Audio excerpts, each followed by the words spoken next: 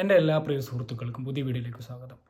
ഞാൻ മുമ്പ് പറഞ്ഞതുപോലെ തന്നെ നമ്മുടെ കേരളത്തിലെ പത്രമാധ്യമങ്ങൾക്കും നമ്മുടെ സോഷ്യൽ മീഡിയക്കും ആഘോഷിക്കാൻ അല്ലെങ്കിൽ ഇങ്ങനെ പുതിയ പുതിയ ട്രെൻഡിങ് ആയിട്ട് കൊണ്ടു നടക്കാൻ ഓരോ ദിവസവും പല വിധത്തിലുള്ള ന്യൂസുകൾ ഇങ്ങനെ വന്നുകൊണ്ടിരിക്കുന്നുണ്ട്. അത് കൊലപാതകങ്ങളായാലും മറ്റുള്ള മയക്കുമരുന്നിൻ്റെ പ്രശ്നങ്ങളായാലും ഇങ്ങനെ തുടങ്ങിയിട്ട് എല്ലാം നെഗറ്റീവ് ന്യൂസുകൾ തന്നെയാണ് കൂടുതലും വരുന്നത്. സത്യസന്ധമായിട്ട് പറഞ്ഞാൽ കേരളം ഇന്ന് വരെ കാണാത്ത രീതിയിൽ ക്രമസമാധാന നില തകരാറിലായിട്ടുണ്ട് മൊത്തത്തിൽ.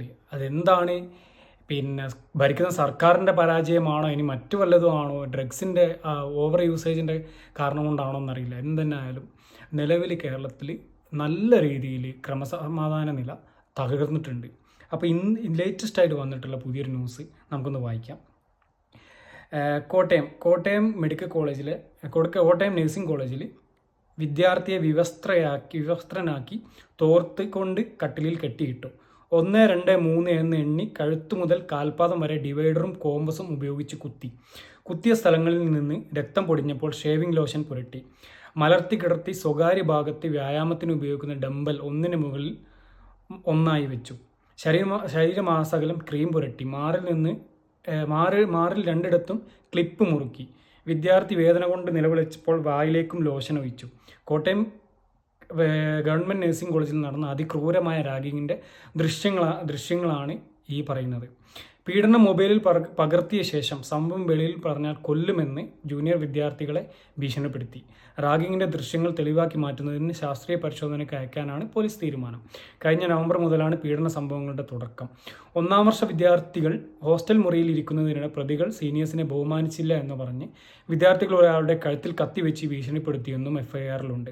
ഡിസംബർ 13 അർദ്ധരാത്രിയിലാണ് 1ാം വർഷ വിദ്യാർത്ഥിയുടെ കൈയും കാലും കെട്ടിയിട്ട് ലോഷൻ ഒഴിച്ച ശേഷം ഡിവൈഡർ കൊണ്ട് കുത്തി മുറിവേൽപ്പിച്ച സംഭവം ഉണ്ടായത്.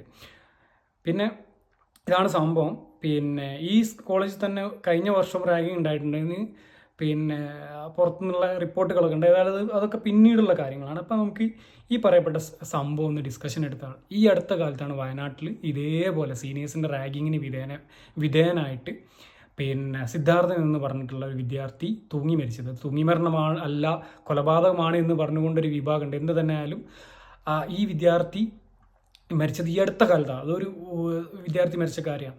അപ്പം ഞാൻ പറഞ്ഞു വരുന്നത്, ഈ 2 മരണത്തിലും കേരളത്തിലെ മുൻനിര വിദ്യാർത്ഥി സംഘടനയായിട്ടുള്ള SFIയുടെ പങ്ക് കൃത്യമായിട്ടും വെളിപ്പെട്ടിട്ടുണ്ട്. കാരണം ഈ 2 സംഭവങ്ങളിൽ മുമ്പിലുള്ളത് SFI എന്ന വിദ്യാർത്ഥി സംഘടനയാണ്. അവരുടെ കൊടിയിൽ എഴുതി വെച്ച സ്വാതന്ത്ര്യം, ജനാധിപത്യം, സോഷ്യലിസം എന്നുള്ള ആ വാക്കിനപ്പുറത്തേക്ക് അവരത് പിന്നെ ജീവിതത്തിൽ അല്ലെങ്കിൽ അവരുടെ പ്രവർത്തനത്തിൽ പകർത്തുന്നില്ല എന്നുള്ളതാണ് സത്യം. കാരണം ഈ രണ്ട് സംഭവങ്ങളിലും, ഈ വിദ്യാർത്ഥികൾ സിദ്ധാർത്ഥം മരിച്ച സംഭവത്തിലായാലും ഈ പറയപ്പെട്ട ഈ കുട്ടി പിന്നെ അതിക്രൂരമായ റാഗിങ്ങിന് വിധേയമായ സംഭവത്തിലായാലും SFIയുടെ പങ്ക് കൃത്യമായി പുറത്തു വരുന്നുണ്ട്.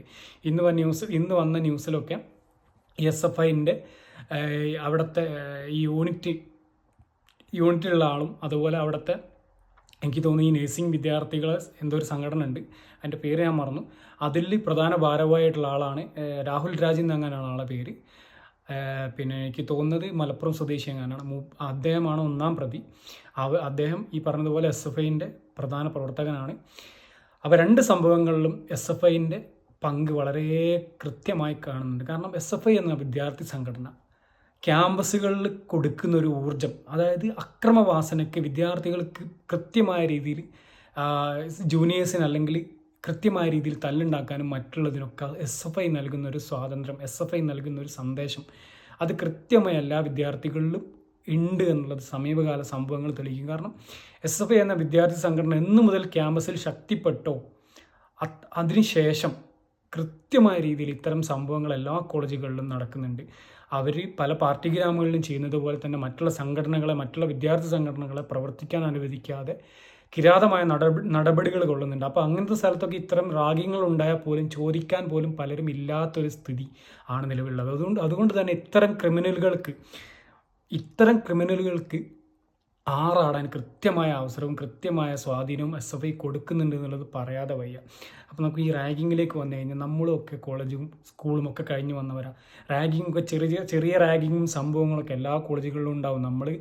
നമുക്ക് റാഗിങ് കിട്ടിയിട്ടുണ്ട്, നമ്മൾ കൊടുത്തിട്ടുണ്ട്. എല്ലാ രീതിയിലും നമ്മളും അത്തരം പിന്നെ സംഭവങ്ങളൊക്കെ കിടന്നു വന്ന ആ സമയത്തൊന്നും, ഞാനൊക്കെ കോളേജിൽ പഠിക്കുന്ന ആ ഒരു സമയത്തൊന്നും ഇത്ര കണ്ട് ശക്തമായ രീതിയിൽ പ്രശ്നങ്ങളോ, ഇത്ര കണ്ട് വലിയ രീതിയിൽ ഡ്രഗിൻ്റെ അമിത ഉപയോഗങ്ങളോ, ഇത്ര കണ്ട് വലിയ രീതിയിൽ റാഗിങ്ങിന് പ്രോത്സാഹനങ്ങളോ ഒന്നും കൊടുക്കാൻ ഈ പറഞ്ഞതുപോലെ വിദ്യാർത്ഥി സംഘടനകൾ മുമ്പിലുണ്ടായിരുന്നില്ല. കാരണം അന്നൊക്കെ വിദ്യാർത്ഥി സംഘടനകൾ അത്യാവശ്യം വിദ്യാർത്ഥികളെ കൂടെ നിന്നുകൊണ്ടുള്ള പ്രവർത്തനമായിരുന്നു. പക്ഷേ ഇന്ന് SFI പോലത്തെ വിദ്യാർത്ഥി സംഘടനകൾ കൃത്യമായി അക്രമത്തിനെ പ്രോത്സാഹിപ്പിക്കുന്ന രീതിയിലുള്ള പ്രവർത്തനങ്ങളാണ് പിന്നെ വിദ്യാലയങ്ങൾ കാഴ്ചവെക്കുന്നത്. അതുകൊണ്ട് തന്നെ ഇത്തരം സംഭവങ്ങൾ ചെയ്യാൻ എല്ലാവർക്കും ഒരു ഊർജ്ജം ലഭിക്കുന്നത് ഇത്തരം സംഘടനകളുടെ പ്രവൃത്തികളും ആ തരത്തിലായതുകൊണ്ട് തന്നെയാണെന്നുള്ളത് പറയേണ്ടി വന്നിരിക്കുന്നു. അപ്പോൾ നമ്മളൊക്കെ റാഗ് ചെയ്തിട്ടുണ്ട്, ഇല്ല എന്ന് പറഞ്ഞിട്ട് കാര്യമില്ല. നമ്മളൊക്കെ സീനിയർ ആയിരുന്ന സമയത്ത് ചെറിയ രീതിയിലൊക്കെ റാഗിങ്ങും കാര്യങ്ങളൊക്കെ കൊടുത്തിട്ടുണ്ട്. പക്ഷെ അപ്പോഴും നമ്മൾ വലിയ ക്രൂരമായ രീതിയിലേക്ക് പോവാതെ ശ്രദ്ധിക്കാൻ നമ്മൾ ശ്രമിച്ചിട്ടുണ്ട്. എന്തായാലും എത്ര ഇല്ല എന്ന് പറഞ്ഞാൽ പോലും പല ക്യാമ്പസുകളിലും ചെറിയ രീതിയിലൊക്കെ റാഗിങ്ങും സീനിയേഴ്സിൻ്റെ റാഗിങ്ങും ഇതൊക്കെ ഉണ്ടാവും. അത് തന്നെ അവിടെ വരുന്ന സമയത്ത് അധ്യാപകരും രക്ഷിതാക്കളൊക്കെ ഒരു ചെറിയൊരു നിർദ്ദേശം കൊടുക്കും. ചെറിയ രീതിയിലൊക്കെ റാഗിങ് ഉണ്ടാവും, അത് വല്ലാതെ പ്രശ്നമായാൽ കംപ്ലൈൻറ്റ് ചെയ്യണം എന്നുള്ള രീതിയിലുള്ള നിർദ്ദേശങ്ങൾ ഞാൻ പോകുന്ന സമയത്ത് എനിക്ക് കിട്ടിയിരുന്നു. അതുപോലെ പിന്നീടുള്ള നമ്മുടെ ജൂനിയേഴ്സായിട്ട് വന്നിട്ടുള്ള ആളുകൾക്കൊക്കെ അധ്യാപകരും അവരുടെ രക്ഷിതാക്കളും കൊടുത്തിട്ടുണ്ട്. അപ്പം കൃത്യമായ രീതിയിൽ അന്നും റാഗിങ് കാര്യങ്ങളൊക്കെ നടന്നിട്ടുണ്ട്. പക്ഷേ ഇത്രത്തോളം ക്രൂരമായ രീതിയിൽ, ഇത്രത്തോളം മോശമായ രീതിയിൽ ഇപ്പം എത്ര എണ്ണമാണ് അടുത്തടുത്തുള്ള ദിവസങ്ങളിൽ എത്രയാ റിപ്പോർട്ട് ചെയ്യുന്നത് വളരെ ക്രൂരമായ റാഗിങ്ങിൻ്റെ സംഭവങ്ങൾ.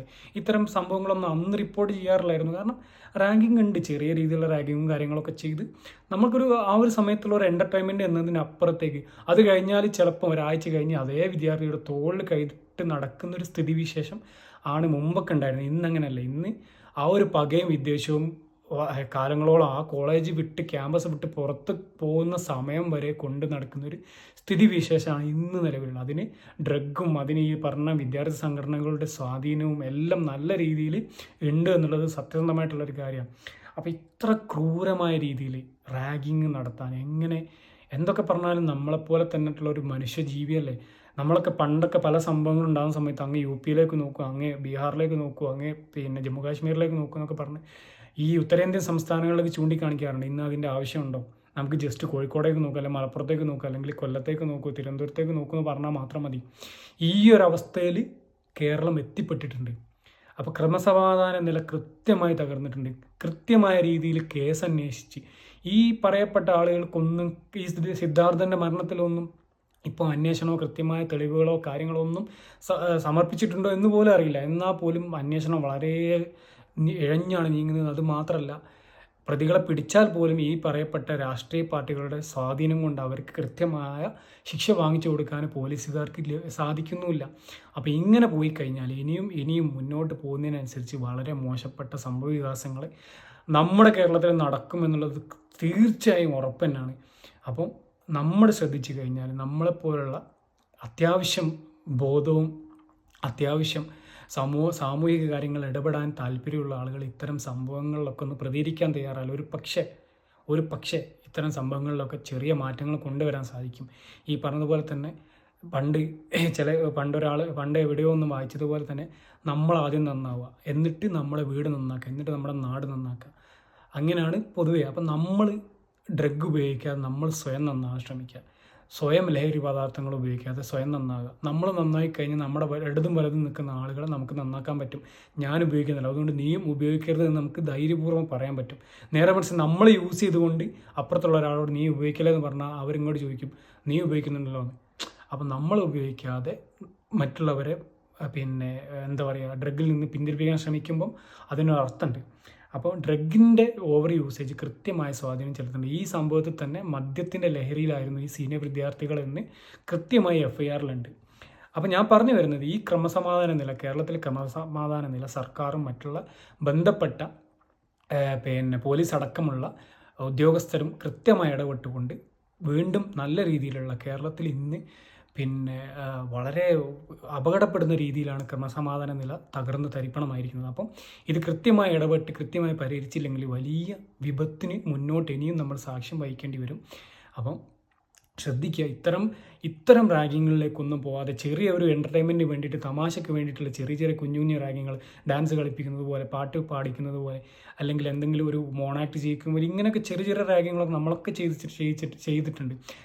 കുടുക്കിൻ്റെ ബട്ടൺസ് അയച്ചിടാം, പിന്നെ ഇടാൻ പറയും, അങ്ങനെ തുടങ്ങിയിട്ട് ചെറിയ ചെറിയ റാഗിങ്. അതേപോലെ പിന്നെ ഫുൾ സ്ലീവുള്ള കൈ മടക്കി വെച്ചാൽ താഴ്ത്തിയിടാൻ പറയും. ഇങ്ങനത്തെ കുഞ്ഞു കുഞ്ഞു സംഭവങ്ങളൊക്കെ ഒരു എൻ്റർടൈൻമെൻറ്റിന് വേണ്ടി നമ്മളൊക്കെ ചെയ്യാറുണ്ട്. അതിൻ്റെ അപ്പുറത്തേക്ക് ഇത്തരം ക്രൂരമായ റാഗിങ്ങിലേക്ക് ആരും തന്നെ പോകാതിരിക്കാൻ ശ്രമിക്കുക. നമ്മൾ കാരണം മറ്റൊരു വിദ്യാർത്ഥിയുടെ, മറ്റൊരു കുടുംബത്തിൻ്റെ ഒരു ജീവിതവും അവരുടെ പിന്നെ ജീവിതത്തിൽ ഇത്ര വലിയൊരു സംഭവങ്ങളും ഫേസ് ചെയ്യേണ്ട ഒരു അവസ്ഥയിലേക്ക് എത്തിപ്പെടാതിരിക്കാൻ ശ്രമിക്കുക. അപ്പോൾ ഇത് പറയാൻ വേണ്ടിയിട്ടാണ് ഈ വീഡിയോയിൽ വന്നത്. അപ്പോൾ വീണ്ടും അടുത്ത വീഡിയോയിൽ കാണാൻ ശ്രമിക്കാം. Thank you for watching. Have A nice day.